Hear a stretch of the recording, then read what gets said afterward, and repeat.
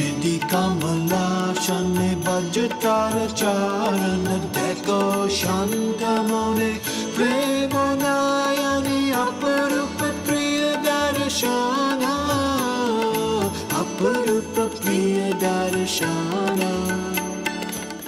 Namaste, welcome to SRV, Oregon, where we are here with Babaji Bob Kindler, the spiritual director of SRV Associations. My name is Mahesh Madhav, and I am a longtime student of Babaji Bob Kindler, and I have the privilege of doing a spiritual interview with him this afternoon. So we're going to be talking a little bit with him on some of the pertinent topics of humanity and maybe even personally by myself today. And I want to start first by setting the mood here. I know what we always try to do at SRV is seek the truth first and foremost, and that's truth with a capital T, something that we cannot throw out. We know that Ramakrishna had sat on the banks of the Ganges at one point, and he was throwing out all the different dualities of pain and pleasure and virtue and vice, and he gave them all back to the mother and said, please take all of these from me and give me back pure bliss and devotion to thee. And when he got to truth and untruth, he found that mother held his tongue, and he couldn't actually throw away truth. And that's the truth that we're looking for, that substratum. And so we try to do this also with earnestness and a sincerity for seeking that truth. Thakur also said at one point, if you always are sincere in your attempt and earnest in your devotions, then let God take over, and whatever may come, it's going to be something that guides you along that pathway. And so we try to set our minds correctly in this mode, as a type of manasana even, right? And so we can now start doing this satsang, if you will. And one of the things that always comes out when we talk about the earnestness and sincerity, just to finish this thought, is Swamiji seems to be an embodiment of someone who he thinks and says and acts in the same way. There's like this he's never someone he says he's not. He's always he's not duplicitous in any way, right? And so we look at him as an example of this kind of sincerity as well. So starting that way, what I wanted to do is, we Babaji, you help us discover all the wonderful truths of Vedanta, and there's so many rich teachings as we go into the scriptures. One of the things that I always take away is that there's always a practical side to each one of these teachings, and there's this ability to take what you've expounded and make it realized in our own life. That's the biggest thing that I get out of it. And I think there was a term you used at one point, sakshatkara. Is that the right way to say bring it forth into your life? How do you see the folks around you bringing the teachings into your life? And I'm going to go through and ask a few more practical questions as well. Thank you. Well, namaste, Mahesh, and this opportunity to me is a great privilege, and an opportunity too to answer questions like that. To get right to it, I think I see people working the Vedanta into their life very slowly, to be honest. And it is something that Sri Ramakrishna said, is that the mind realizes God by stages. That's also said by Sri Ram in the Adhyatma Ramayana. The mind realizes enlightenment by stages, and it's a little bit different than the jump to the chase. I can get enlightened right now, which is, I think, somewhat impractical in the case of depending on the quality of one's consciousness, or just staying in one place, like Sri Krishna says in the Gita, and just rotating. The people born in Rajas stay in Rajas. People born in tamas fall into lower births. People born in sattva, they will rise, basically, is how it's put in English. So those ones that are revolving in Rajas all the time, that teaching out of the Gita and all the way up to the current, because I rather look at Sri Krishna and Sri Ramakrishna as kind of bookends to the whole process. Of course, Ram even goes back identical with Krishna before Krishna in time, historical time. So I like to bring out facets of that teaching because it points right now to where we are in the present times, contemporary times, that we are a very Rajasic culture.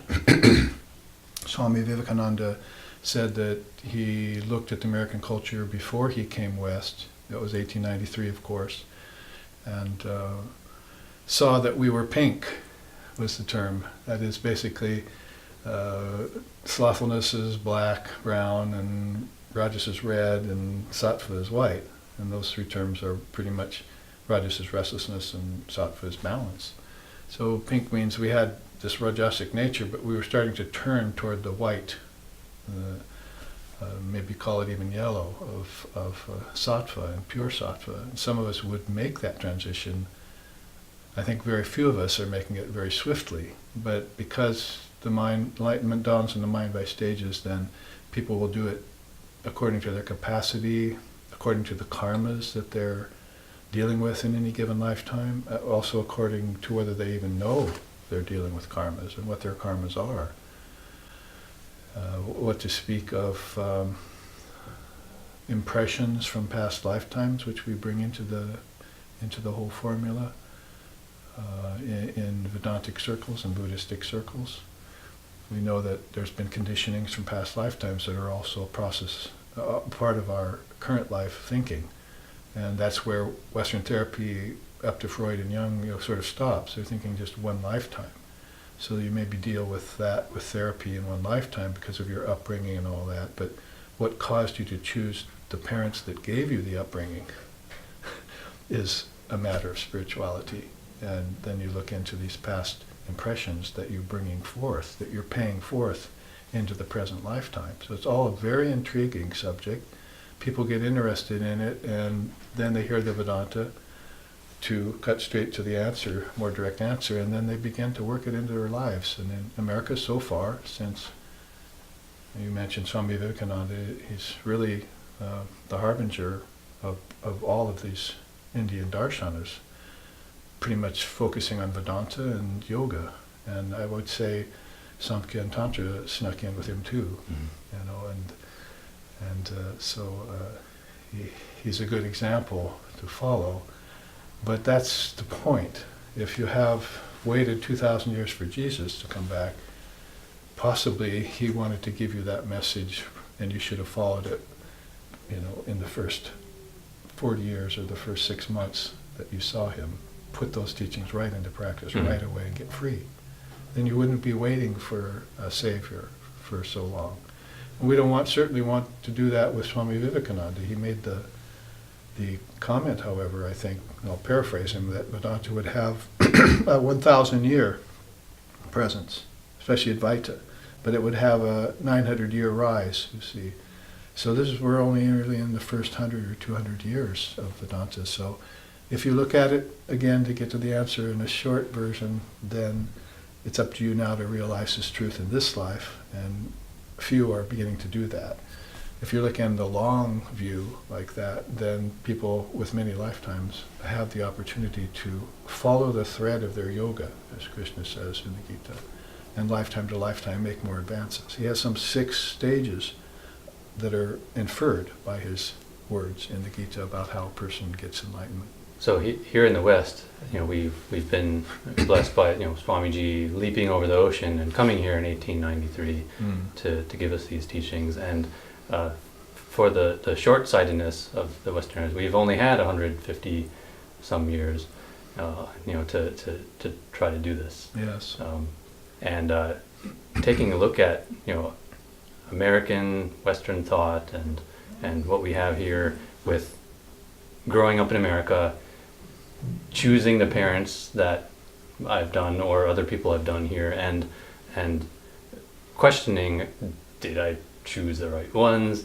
Are what can you say to the folks who are starting off, taking a look at themselves in their life, and really, what choices have they made even before they came into the body, to be able to deal with the practicalities of living in the West here, and trying to make this interview a little bit more timeless. I'm not going to mention any of the common issues of the world today, but there's always going to be someone stirring the pot, right? How can we use the teachings to live spiritual dharmic lives? It does connect a lot to our choices. I would say that the Tibetans have brought to our country, under strange circumstances, being forced out of their own country, out of the Patala Palace and into this Patala, this kind of sunken ground of materialism.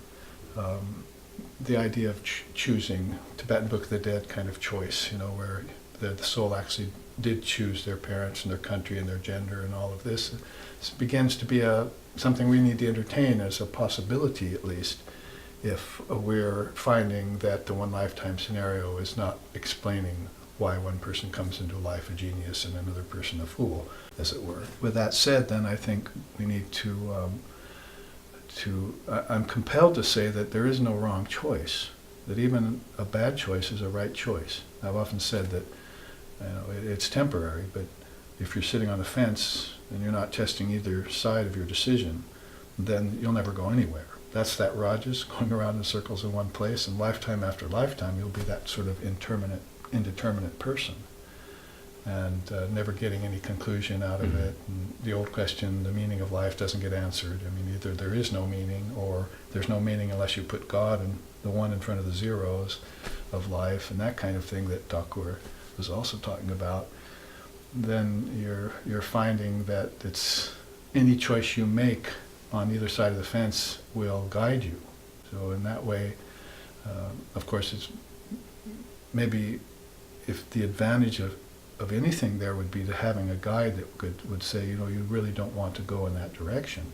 You could save yourself a lot of time and a lot of accrued karma, but you'll still learn by that bad mistake and by that accrued karma, and time is illusory anyway, and it's expanded out, and you have a lot of it, evidently, though you never know when death is coming and so forth.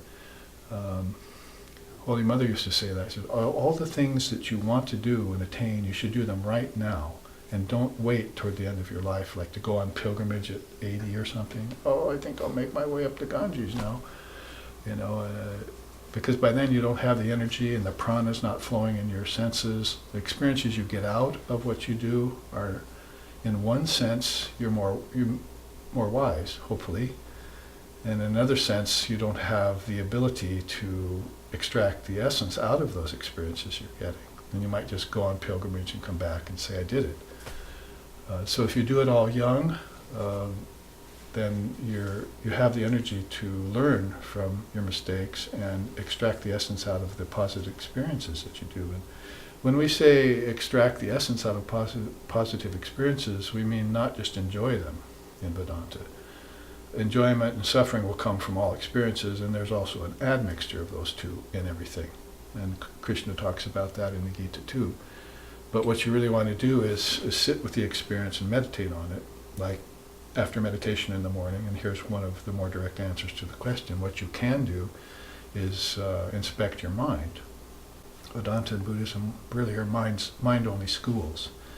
And body and actions, all that, follow out of what the mind has decided, the will. And the will has followed out of intelligence. And intelligence comes off the word. And the word is in Brahman.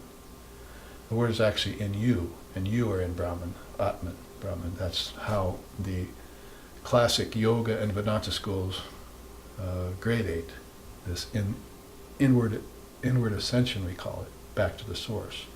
Well, you don't have to wait a lifetime to do that, or many lifetimes. You can do that in 1 hour meditation by just checking in with your ishtam, meditating on your ideal, trying to go formless and see the light. But then on the way to all that, there's distractions. So you want to get up in the morning and use your meditation part of it to inspect your dreams. Father of Yoga says that's one of 7 ways in which the aspirant will practice spiritual life, is to inspect your dreams. It's not like in some other areas of life where they say, you want to make your dreams lucid and happy so you can enjoy things in dreams. Mm-hmm. Enjoyment's not the point. You're the dreamer and you don't know yet that you're that thou art. And when you wake up to the fact that you're the dreamer, then waking and dreaming get connected, and they get connected to deep sleep, and then those 3 get connected to Turiya. And that's Advaita Vedanta's current way of saying it, current since 500 AD when Gaudapada was amongst us. So meditating in the morning and then meditating at night, you erase the slate of what happened to you that day. And that karma that accrues without your knowing it gets disintegrated. Mm. So day to day you're living more and more in this clean slate life. Your mind is balanced. That's sattva. And rajas goes away after a time. So that's going to take some time, but all the good things in life take time. And our culture, unfortunately, is a let's get a quick fix culture. Yeah. If I may make an analogy, when you were saying we bounce around from experience to experience, the image of a pinball machine came in my head, and how if you consider us to be that pinball, and now we're going and bouncing around, and for good and bad pleasures, maybe you went up the little ramp and spun around, maybe you hit the lights and got some points. But at the end, everybody goes down that little chute at the bottom. And maybe the goal through meditation is to launch yourself and just kind of avoid all of the pitfalls, obstacles, the good and bad, the admixtures of life, and go straight down that chute, right? And the other thing that came to my mind was, as we dissolve our minds back into Brahman and out, and all these things are within us, Maya is also within us. And I would equate all of those, the field of the pinball game to be the Maya that we were projecting out. The question then becomes, why are some people more affected by that field, affected by Maya than others, right? We see a lot of folks in the world who are more downtrodden than others, or they're always under the pressure. Did they do this to themselves, or is there higher power working for the good and bad, for sport? What are your thoughts on that? Yes and no to both questions. If I can cover all bases, but the pinball analogy brings up a few slokas, if you will, from our own culture, American culture. Ever since I was a young boy, I played the silver ball. From from Brighton down to Soho, I must have played them all, but I've never seen anything like it in any amusement hall. That deaf, dumb, and blind kid sure plays a mean pinball. And so the deaf, dumb, and blind kid in our realm would be Sri Ramakrishna, deaf, dumb, and blind to Maya. And he's fully illumined, and his disciples lead him in, and he just does the rest. You see those lyrics, right? He can beat my best. His disciples lead him in, and he just does the rest. Those are all pop songs out of the 60s. Right? So the pinball analogy is actually quite a unique one, and it applies in the Dharma. The real question there you're posing is, do we do this to ourselves? And immediately the Advaitist would say, after qualifying it by saying karma is not absolutely real, suffering isn't absolutely real, evil isn't absolutely real, karma isn't absolutely real, these are all relative things, and your soul never experiences them. So the body-mind mechanism with its ego is experiencing those. So yes to that part of the question. You're doing it to yourself because there's no God or devil involved in that process. It's your choices. In fact, you're God and devil mixed in one. And so which part are you going to play or hold for any given period of time? And can you hold it? Or do you default And so immediately the more man-making, if you want to follow Vivekananda's policy, more man-making policy of boldness and fearlessness is to take responsibility for your own karmas and do away with them. Because no God is going to help you with that, and no devil is going to keep you from it if you decide otherwise. But, there can probably be no better approach to it. It's neither Advaitic, because fully non-dual, because it brings in practice, and some people who believe in a certain kind of Advaita, maybe even pseudo-Advaita, think that sadhana is not necessary, that you're already pure and perfect. From the standpoint of your Atman, yes you are, but not from the standpoint of your body-mind mechanism. You need to purify those critters so they can see the Atman that is pure and perfect in you. And this is what most people don't understand when they jump to a quasi-non-dual position so quickly. They're not considering the stages of practice that are even right on down to ritual, offering a flower on an altar. So important to people making these stages. Otherwise, if you want to say, God help me, if you're talking about God as Brahman or Almighty Father, there's no help there. Because he's not there mixed up with your karma. He, she, it's not even a he. So pardon me, anyone, if I'm confusing you gender-wise, but this is a transcendent reality that's beyond gender, it's beyond good and bad, it's beyond virtue and vice, it's not a form, it doesn't have a name, so forth and so on. You have to raise yourself to that, and that's called samadhi. There are samadhis along the way that are with form and with knowledge. The ultimate samadhi is beyond both of those, if you study your Patanjali and so forth. So no, there's no help there. But if you have an ishtam, like Vivekananda would say, everyone needs an ideal. So you need someone to go to either complain to about your life or friends in high places, as I've said. So it's good that if you understand that God has form and God is beyond form, both, not either or. And the God with form, the ancient rishis of India said that's saguna, with qualities. The God beyond form is nirguna, free of qualities. If you just understand that much, which is a teaching Sri Ramakrishna brought current again after so many centuries and millennia, then you'll be on the right footing with where you pray, who you pray to, and how you pray. How you pray, not asking for things. Who to pray to, your own self, which is appearing as Ishvara. And what to pray for, when to pray, so forth.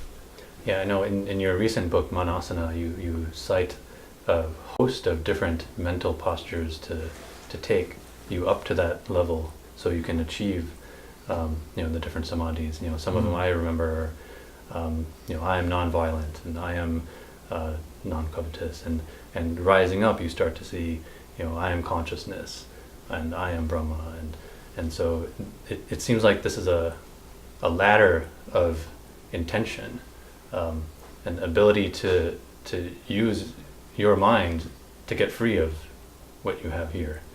Would you say that? Yes, and that's actually very apropos for the 3 stages of things. There's always triputis and everything. So the way I set up that book is there are some mental postures you can take that are healing. So you have to admit there's some people who are not spiritually healthy yet. Maybe they're not even physically or emotionally healthy yet, and I think that's emotional health is a big problem right now in the West. Because one of those positions is a shobha asana. You don't want emotion. You want to transcend emotion. And emotion is out of control and beginning to impinge itself on all of life. And people are then confused and unhappy and emotional, and their true nature is standing behind them, peaceful, happy, blissful, and you're at variance with it. But the first level then is a healing type of asanas you have to take, and sort of like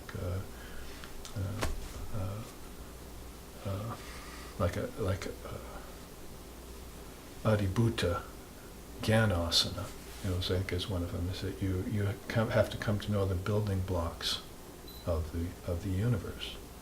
These include the kingdoms of heaven within you, not just the outer building blocks like science is looking at. So if you come to know these building blocks of cosmology and philosophy, then you have a better idea of where you've come from. And as you discover them, you see there are little karmas attached to them. Earth, air, fire, water, ether, tasting, touching, hearing, smelling, seeing. Those are where those emotions are mounting up around, because you haven't purified little black specks in the white piece of paper that Sri Ramakrishna talked about, that is the mind. So healing, and then there's one that's spiritual. So now you've gotten healed, and there's a whole bunch of asanas there, mental asanas, not just physical asanas, because you want to end up with one, an ekasana eventually, and get over your infatuation with the body and positions and so forth. And you come to a spiritual atmosphere, and there are certain very beautiful truths that you can entertain with your mind. But beyond spiritual then, come to find out, to your surprise, that there are eternal asanas that are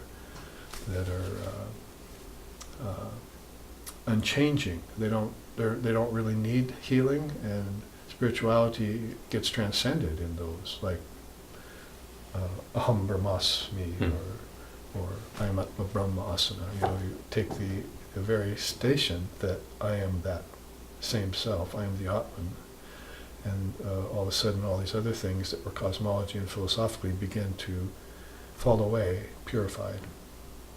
If you could start from that position, you would know what a Sri Ramakrishna and a Swami Vivekananda and a Sri Sharda Devi were really like before they even entered the body, already perfect, coming to earth, like Krishna says, for the loka sangraha, to help all beings. And then you wouldn't superimpose your own imperfections over them when they got into a body. You would see them as they really are. That's, Sri Ramakrishna said, you have to be a jeweler to know the value of a diamond. If you're not yet a jeweler yet, then you're criticizing the avatars and your gurus, and you're not yet ready to even do that. You're not qualified to criticize, what to speak of, not qualified to understand who they truly are, and who you truly are as a result. So those grand asanas come at that point and affirm for you. My teacher used to say again, affirmation is not enough. It needs to be followed up by sadhana.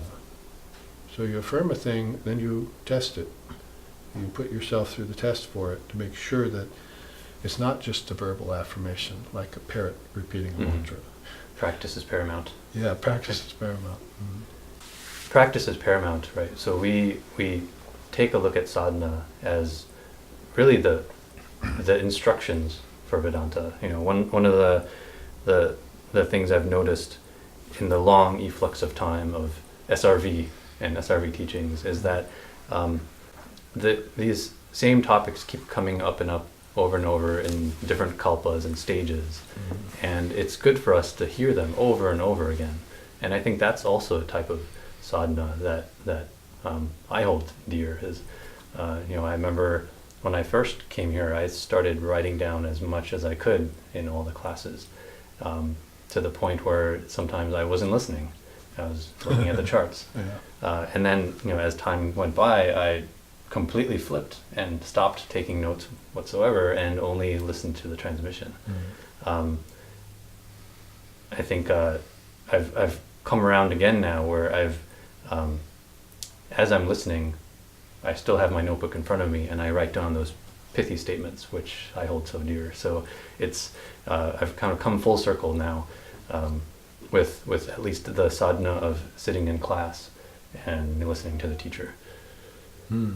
Yes. So let's see what else we have here. If I can just break in with a comment about that, that's the good thing about the modern mediums, is that you can record them and save them for posterity. If you're not there at the class, you can go back and look at it later. You can pause it and stop and think about a thing, or write it down and then listen again. This is the good part of what we're doing with cameras and live streams, websites and computers. Yeah. So one of the things on my mind, where I can try to poke at this a little bit. We in SRV, we're all householders, grihastas, and we look at swamis and sannyasins as some of our examples and leaders or so. I look at you and I don't see you fitting into either one of those categories, where you have not renounced, but I wouldn't consider you a householder. And luckily in our tradition, there's a word for that, vanaprasthan. That's how I see you, as a forest dweller, ahead in the stages of life, the Dharma Shrama, than the householders are. And by seeing you in that position, I can take the teachings from you as you are a householder. I see that there's validity in them, and I can apply them in my own life. You're in a position where you're striving for the highest, but not in a state of renunciation. Would you? Is this a positive qualification that I've said? Do you consider yourself a vanaprasthan, and what kind of struggles do you see for the vanaprasthan? Right, when I reach that stage, what is it going to be like? Right, what do we have to look out for, and where do you find your inspiration? The taking of vows is very important, and there are some that are going to follow that traditionally, and some that are going to just go on with their spiritual evolution according to the country and culture they're in. So I find myself very attracted to India since I was 19, and then I found myself finding a guru. The real vow to me was when I received the mantra from Swami Sheshanandaji Maharaj, and that to me was everything, and I did renounce fully at that time. I always look at myself more, maybe my temperament is more a mixture of yogi and artist, because I made my living early on as a classical musician and got into Indian music and other forms. And so if you were to analyze me from that standpoint, they would say that the mantra was the qualifying feature for me that was my particular sannyas, in a sense. I didn't take sannyasin vows, but two swamis of the Ramakrishna order in the last 2 years have given me ochre cloths, bestowed them on me in person. So there's something about that. I think maybe it's a different culture here. SRE is not the Ramakrishna order, but it's been taught by the Ramakrishna order, its members, and been some of the prime members, that is the officers and the guru, have all been initiated into mantra traditionally by direct disciples of Holy Mother, for instance, Sri Sharda Devi. So that gives us a kind of interesting authority on our own here. I mean, America is known for its love of independence, so when Lexikson, who founded our SRV associations, realized that some of us had that streak naturally, that we should make the best of it. And there have been, say, Hindus moving from India or born in America who have that same independent streak, and they came to America to try and get away from the old text-tortured and hidebound traditions that are there in Hinduism just as much as they are in Christianity. So I could say that as a kind of introduction to that question you just asked, and say that mantra diksha was everything for me. And then I feel like when I hear Swamiji speak, that is, all his discourses and lectures were written down by stenographers and everyone who was there on the scene, so we have living books from him. He didn't really write a book, wrote some poems and songs. So when I read in there and I find that he has an ideal for a new type of sannyasin in the world. It's neither of the old style or of the traditional style, that possibly we're moving towards that when we have what he called a thoroughly materialistic culture here in America, whose ocean has the waves of enjoyment and flowing with money and wealth and all that, but you bring still, nevertheless, he brought the Vedanta, which is a very world-renouncing overall a way of life, or a way of eternal life, I would say, not just a religion or philosophy. And he donned it on us here, just like a cloth out of context of the original tradition, saying, Vedanta has now reached a stage where it has to reach everyone. There's like the 10 pure lands of Buddhism. Somewhere around, if you attain the 9th or 10th pure land, you have to start thinking about not just calling yourself a Buddhist anymore, because you want to help all sentient beings, not just the Buddhists. And there are plenty of people suffering who aren't Buddhists, and most of the Buddhists, if they are true Buddhists, know that suffering is the first noble truth, so they're not suffering anymore. Suffering really is not about suffering being present here in the world. It's about you knowing that it's here and transcending it. This is the addition that Patanjali gave to the Eight Noble Truths and the Four Noble Truths and the Eightfold Path, is that suffering is not ultimately real. And it's not emptiness you're after, it's fullness. So all the seers are always adding on to each other, and then congratulating each other as if there's one being there, putting forth all these systems like Vedanta, Yoga, Buddhism, Sikhism, Jainism, Samkhya, Tantra. India is full of that kind of thinking, all spiritually oriented. So why not an American Vedanta, as it were? Why not a teacher that can move amongst people like a yogi should move amongst objects, but without being attached to them, and doesn't need to take vows because there's no one around that's going to give him a vow. With that, he goes to India and gives up everything and then can't help his country anymore, you see, necessarily. Although I know, of course, American swamis who have given up everything and helped their country. But Lex Hixon said that specifically. He said, we're not going to take sannyas.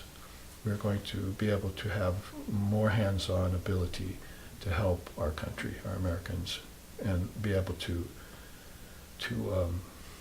associate freely with them.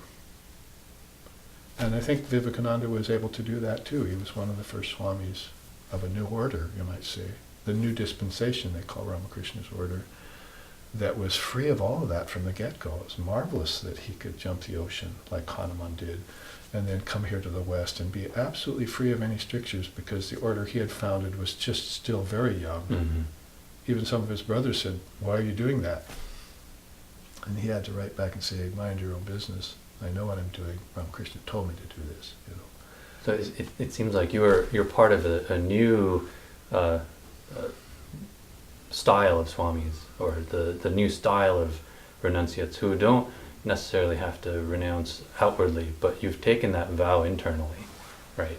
And that may be more powerful because you have a superlative mental position as your foundation for all the things that happen outwardly. What is more, I have permission from Sri Ramakrishna to do that. A badge of authority. It's not, you don't see it on me, but he said that all the monks should renounce both internally and externally, and the householders internally. Everyone must renounce. It doesn't matter who you are. The world's not real. It's empty, and so forth. If you understand those things in the right way, then like objects just being swirling particles, which Christ called sand instead of bedrock, then you will renounce the world. And then you can live in it without risk, without misconception, without Bhranti Darshana, false thinking, and with Khyati, clarity. And so you've made the first really big move there. And does it not necessarily change your outer appearance? There, even in the Avadhuta Gita and Ashtavakra Samhita and other great scriptures of the world, they're talking about living in any mode you want after you make that move. It doesn't have to be a monk only. So you have to be qualified, though. That's the thing. You can't jump steps. You have to be qualified, and so you qualify yourself. You cut your teeth on people who are a combination of yearning for freedom and attachment to objects. What better place to be to practice your trade, if you went, of Vedanta, to give them the truth that will set them free. So as householders, we've chosen this life as it were. And it really continues to be a choice that we go to work every day, right? And we spend time with the friends that we have, or the family. I guess we're forced to spend time with the family because that's our family. And the majority of the issues or problems that come up tend to be relations with the people that we spend our time with, the ones that we choose to be around, and so forth. And it seems like it's difficult to extract ourselves from something that we consider dutiful, to take care of our family and to spend quality time with our friends and loved ones and our children, right? What attitudes can we take to make our lives shine with Dharma? What are the positions? Because at the end of the day, the only real issues that we have are with problematic people, right? And it may be that we cannot cut off those branches because we've chosen our householder life at this point. Yeah, your enemies will be members of your own family. That's how Christ put it. And so, in the eyes of a free-loving soul who was not a Christian, he was just Jesus. He was a rabbi, really, and the position that he took on, combination rabbi and a free wandering soul, what we call sannyasin in our tradition. So he knew that these problems were there in people, and that he would have to separate father from son and mother from daughter, and with a sword, that there was no real ultimate peace available to us in this world. That's why you renounce it. It's because there's no peace here. We say peace, peace, peace. So the first peace is for the outer world. Good luck with that, because peace and war are constantly changing place, not only on the world scene, but in families. They're warring with each other. So I would say, probably again, to jump to the chase about that, if your love is authentic and you're a selfless person, there's no issue with anyone around you.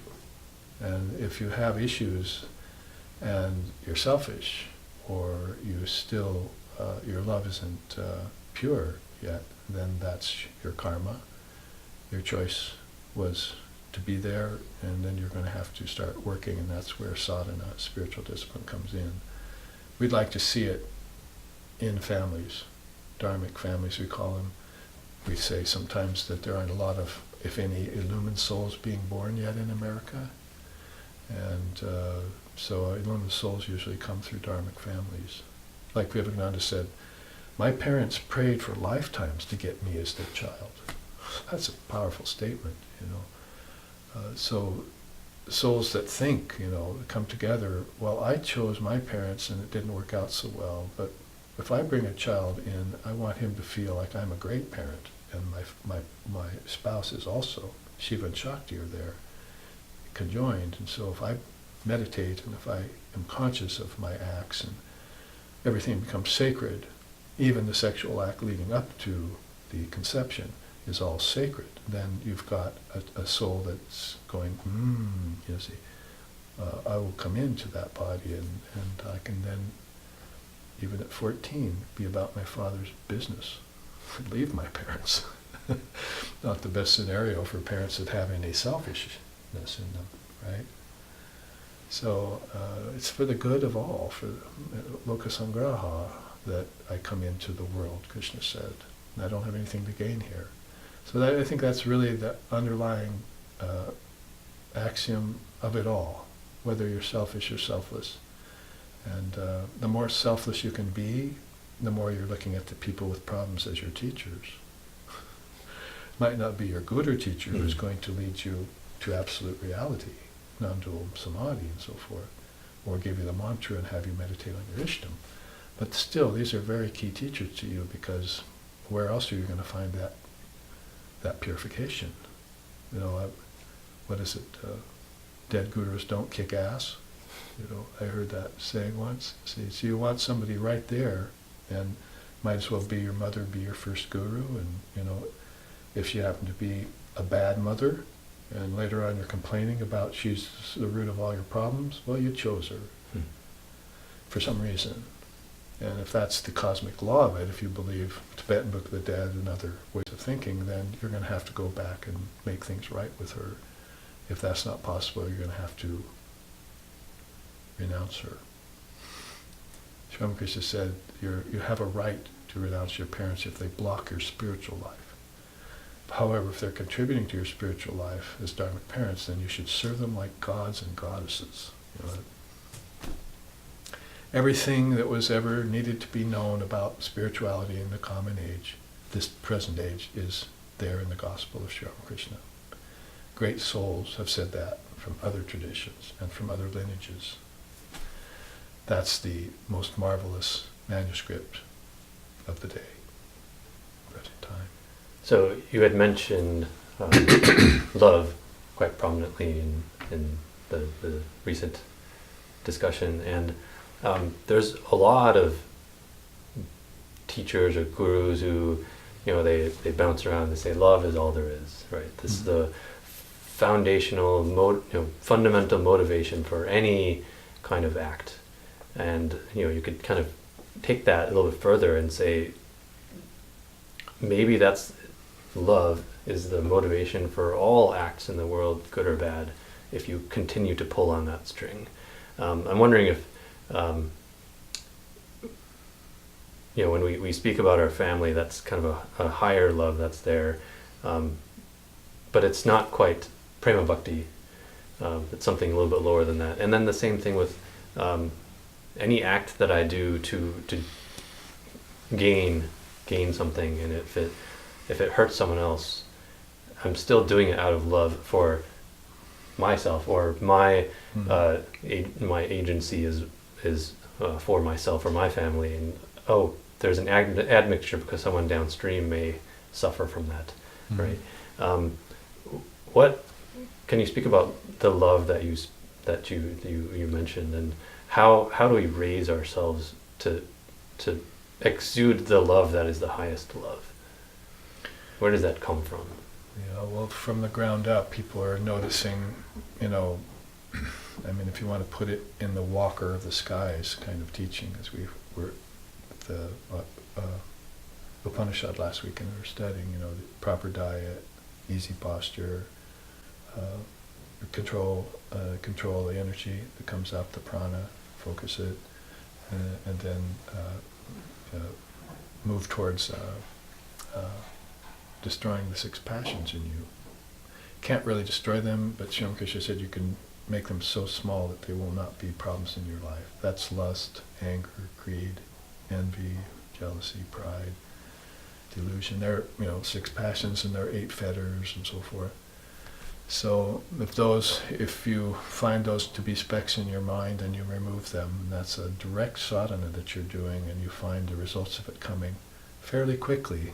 And really, you might well be saying that you're pricking the ego balloon, diminishing it so it gets out of the way, so light comes to you, and you're removing all those little imperfections from body, senses, mind. And that leaves you in a position to see the light, and then from there you can proceed, as Buddha said, with a proper perspective, Eightfold Noble Path. Very important to have right perspective. The best perspective of all, and Vivekananda said that, is to know yourself to be one with God before you start to practice. I think this happens with people, is that is say on the standpoint of one of these Advaitas, it says, I am that and I don't need to do any practice. Then they're saying all of a sudden, that I'm already perfect, so I'm taking a chance here that I'm perfect. And I'm not working on my sadhana, actually. I'm not bringing sadhana into the mix. On the other side of the picture, you have these people who are feeling worthless. It's the other pole of the ego. So they're having to admit to themselves they've got these karmas that are burdening them and these problems in them, and they have to start working step by step to reach a goal. So you're filling in the gaps from past practices and past lifetimes even. So if you can get about the business of doing that, then spiritual discipline will be, the most valuable presence in your life, and you will then leave no stone unturned, no shadow left dark in any corner, and you will move towards this highest light, and you'll reach the goal of human existence that way. So, bringing it back to, we had mentioned work and karma. A lot of us at this stage of life get to a point where we don't care for our jobs, or we don't care for the people that we work with, and we look at the clock and we're like, oh, we're about halfway through our life, and we call it a midlife crisis, right? And I kind of turn that around. I say, well, I think it's a crisis of many lives. It's a crisis of doing too many lives, and we're waking up to the fact crisis, that you have to figure out, what do you want to do with the time here in that pinball machine field. What do you want to do? And so the struggle then is, how do you spend the time that you have? Let's say that you've collected up enough artha for yourself, and your dharma is in there in the back of your mind. And how do you spend the time? We always chant this sloka where we say at the end, you can spend your time contentedly and be free. We don't know how to do that. We don't know how to be content. We have these devices that interrupt us all the time. We have friends calling us, they want to go out, right? What is the process of being content? What do I spend my time doing? With regards to karma yoga is my job, and how I interact with this world. Because, hey, there's another 40 years left to go. Well, I've touched on that twice, to bring back the idea of meditation, so that you're keeping the slate clean every day, after waking and dreaming, after waking up and after going to sleep at night, and so forth, before you go into your day's action. That's one way to spend your time. That's a hands-on spiritual practice that you can do to keep sattva in your mind in balance, so it's not being swung. You're doing actions in restlessness, or you're doing actions in slothfulness, without concentration, without mindfulness. And that's always bringing you back a karma. Then you have spending more time dealing with that. You don't maybe even know what's causing it. But if you can just do it, is one of the mantras of the day, with spiritual practice, and keep it up every day, then these hidden fruits of spiritual practice begin to surface, even maybe unbeknownst to you. All of a sudden you're practicing 10 years of meditation, and all of a sudden you look back and say, hey, I've really changed. But you didn't see the change happen to you along that 10 years. So that's one thing you can do. And you can hold that asana of, this is all a dream, this is all a play, that I'm fine at all times. My Holy Mother used to say, you need peace of mind first and foremost. Then from there is a springboard to other attainments, but you must hold that peace of mind first and foremost. So job or children or anything causes you to lose your peace of mind, and it has to be inspected and either renounced outright, or elements of it changed, so that you're putting your life back together every breath. Spiritual life, our founder, like Sixteen, used to say that, is about every breath you're redefining yourself spiritually. You're always remembering God, if you want to put it that way, bringing God into the mix, and not just in prayer, but in meditation and in affirmation, that all of this outward was renounced by you at one time. Why are you bringing it back? Why are you letting it affect you? Because if you renounced it, and then all of a sudden it's coming back on you, then your renunciation must have not been complete. So you're going to have to go back and re-examine that. So, going into a deeper level of your consciousness, and spending your time doing some sadhana. That's the other thing I mentioned around neighborhoods. I go around and look, and the one thing that's missing from all households is practice of spiritual life, sadhana, spiritual discipline. And of course there's four of them, four main ones: study of scriptures, with a teacher is best. Hopefully your parents can become your teachers in that way, dharmic family. And then meditation every day, and worship, increasing your devotion to God with form. And then that will lead you from the Son to the Father without form. And then karma yoga, you're serving all beings as God. Or you might say better, serving God in all beings. If you serve them as God, they might get a little bit prideful. But if you serve God in them, they might start to think, gee, I am that's in me. And they'll, that will raise their consciousness. So the answer is to do your sadhana and find the bliss in the sadhana. It'll become manifest. And that's how you can pass your time contentedly and be free. Yeah, maybe where rolls the stream of knowledge, bliss, and the peace and the truth that follows both, that kind of idea is that,